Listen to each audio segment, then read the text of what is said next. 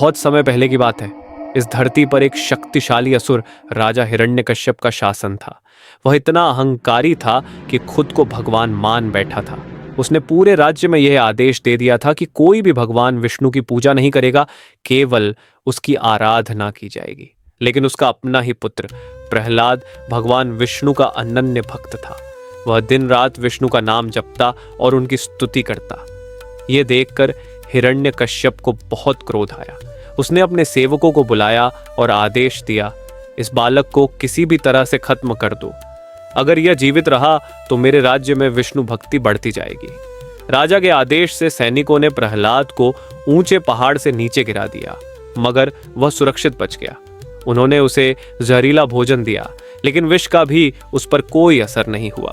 फिर उन्होंने हाथी के पैरों तले कुचलने की कोशिश की, लेकिन भगवान विष्णु की कृपा से हाथी ने उसे कुछ नहीं किया। हर बार प्रहलाद की भक्ति उसे बचा लेती थी, जिससे राजा हिरण्यकश्यप और भी ज्यादा क्रोधित हो गया। अब हिरण्यकश्यप ने अपनी बहन होलिका को बुलाया। होलिका को एक वरदान प्राप्त था। जब वह एक विशेष जादुई चादर ओढ़ती थी तो अग्नि उसका कुछ भी नहीं बिगाड़ सकती थी। हिरण्यकश्यप ने कहा, प्रहलाद को अपनी गोद में लेकर अग्नि में बैठो। तुम इस चादर के कारण सुरक्षित रहोगी और यह विष्णु भक्त जलकर राख हो जाएगा। होलिका ने घमंड से मुस्कुराते हुए प्रहलाद को बुलाया और उसे अपनी गोद में बैठा लिया। फिर वह एक विशाल अग्निकुंड में बैठ गई।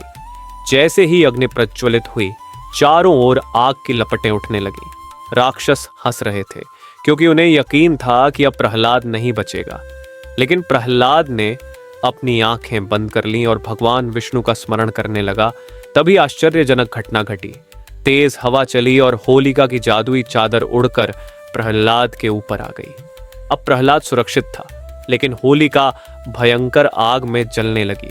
वह चीखने लगी, ये कैसे संभव है? मैं तो अग्नि से अजेय थी।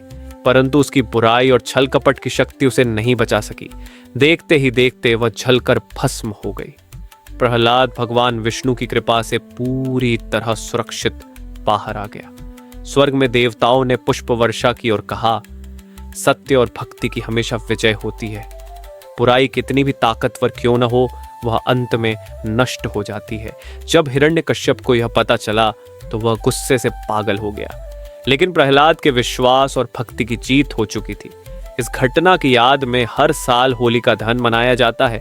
लोग लकड़ियों और उपलों का ढेर बनाकर उसमें आग लगाते हैं, जो यह दर्शाता है कि बुराई का अंत निश्चित है। अगले दिन रंगों की होली खेली जाती है, जो प्रेम, भक्ति और भाईचारे का प्रतीक है। इसलिए होली सिर्फ रंगों का त्योहार ही नहीं, बल्कि अच्छाई की जीत और बुराई के नाश का संदेश भी देती है। अगर आपको ये स्टोरी पसंद आई तो लाइक, शेयर और कलरफुल शिमला फैमिली को सब्सक्राइब करना मत भूलना।